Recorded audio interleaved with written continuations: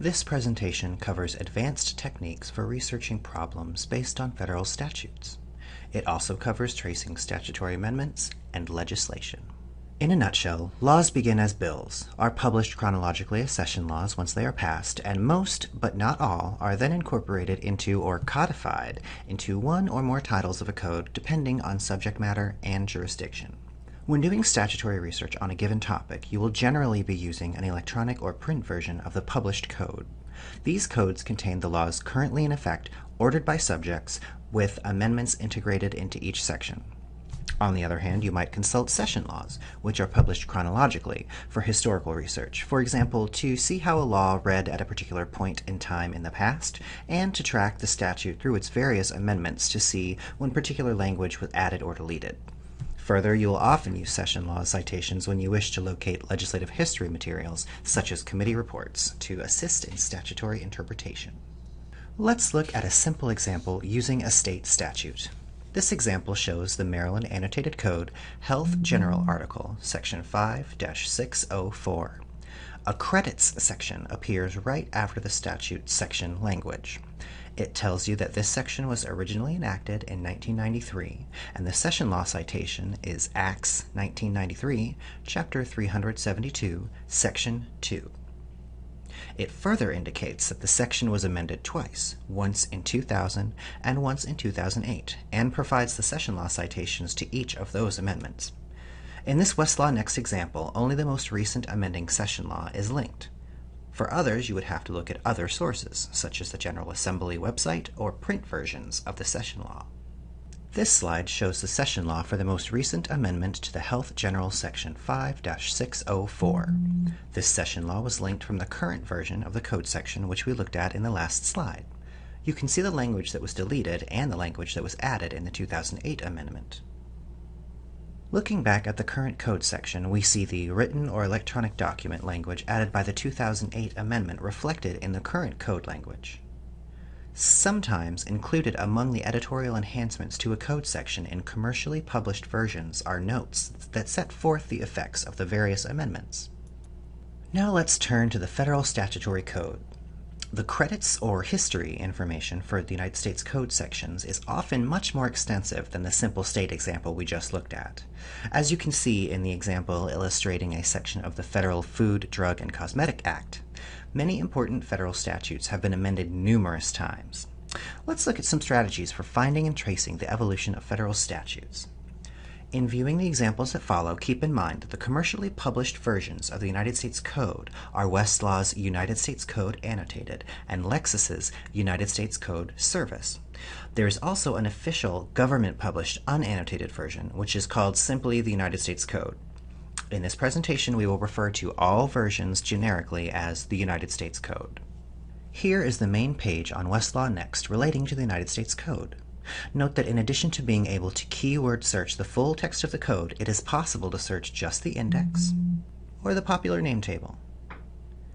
If it is necessary to search the code without a citation, and of course it is almost always easier to locate citations through secondary sources, it may be simpler to start with the index or popular name table rather than jumping into keyword searching.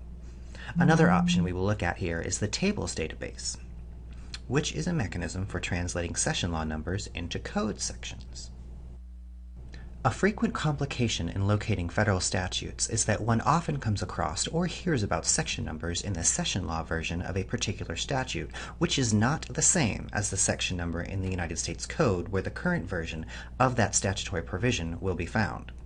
For example, it might be common for attorneys to refer to Section 10B of the Securities Exchange Act, or Section 4 of the Voting Rights Act, which often means Section 10B or Section 4 of the respective session law, not the United States Code title where the section was codified.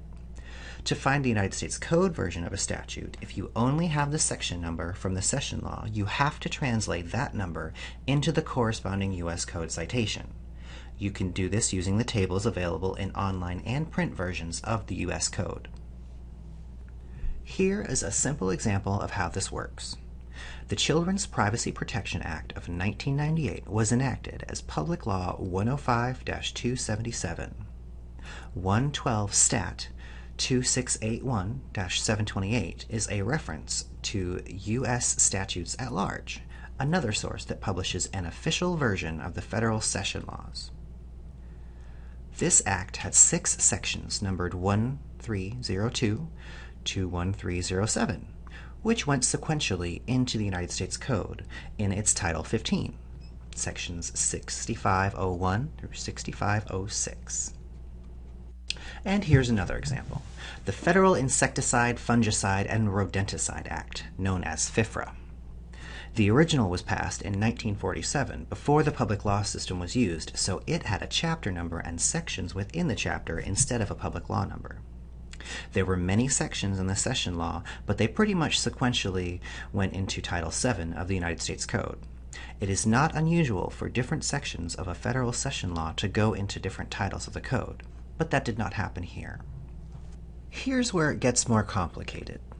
FIFRA has been amended in many different subsequent public laws, many or most of which have their own popular names, and they all amended different sections of the code or added new sections of the code that didn't exist in the original act. Currently, part of FIFRA is 7 United States Code, Section 136V, the section that sets out the degree of authority granted to states, in addition to the federal government, to regulate pesticides. These authority sections are always important as they spell out the limits of what states or local governments may do in areas in which there is overlapping state and federal authority.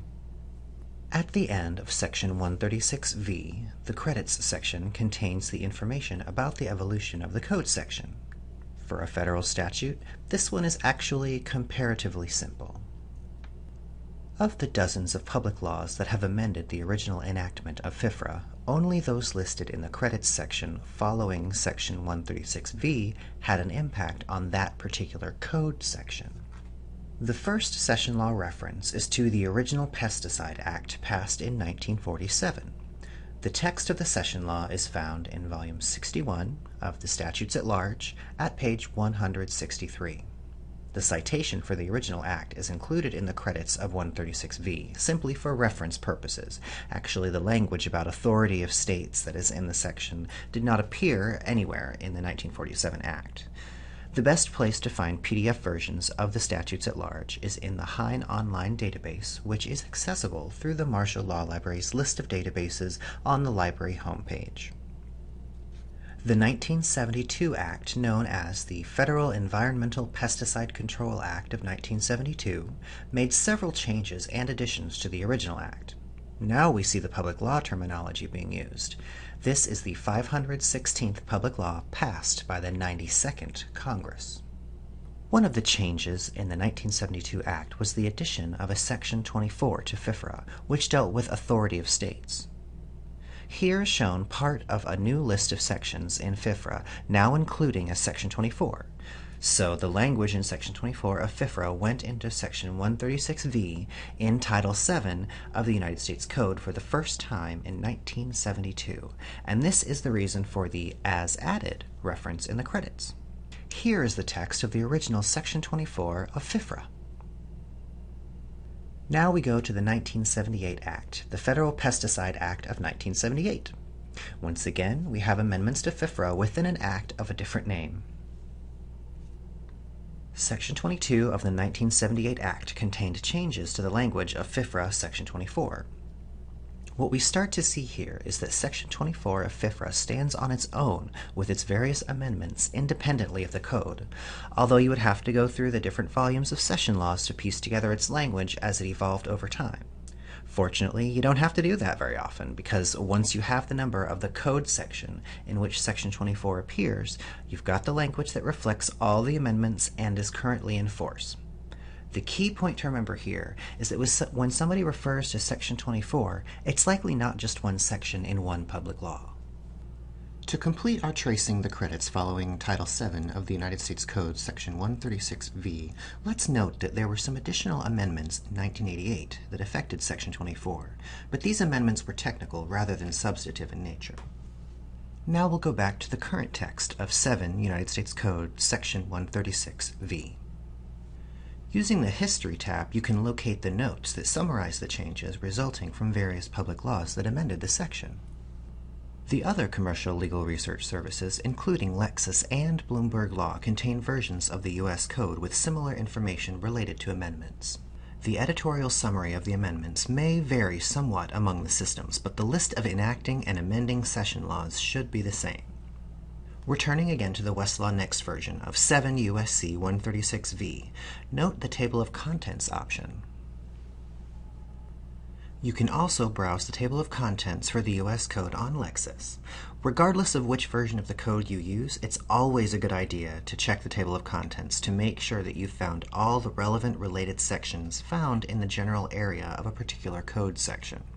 Here is the detailed list of sections near 7 U.S. Code section 136v, several of which are likely to shed further light on the federal-state relationship.